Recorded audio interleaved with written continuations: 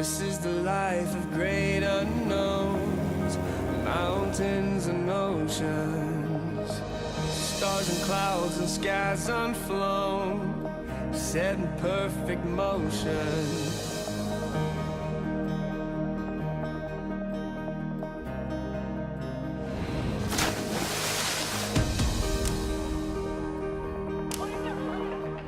Es tut mir leid, dir das sagen zu müssen. Du hast einen bösartigen Tumor im Schienbein. Amphetamine werden von Jugendlichen nicht nur benutzt, um Party zu machen. Sie müssen mein Bein amputieren, oder?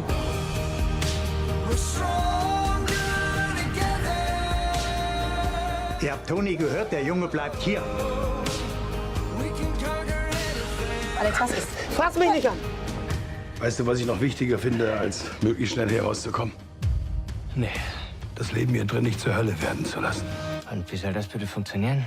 Du brauchst Freunde hier drin. Hey, na du Lusche?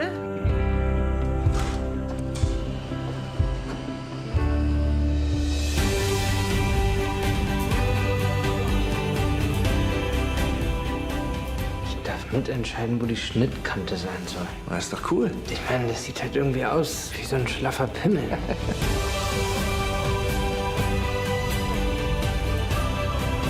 Kämpf weiter für dich und alle die, die so einen Superhelden wie dich brauchen. Kannst du dir vorstellen, in einer Gang mitzumachen? Eine Gang. Ja, eine Krankenhausgang. Du Du bist doch ein Mädchen. Lass mich kurz nachsehen.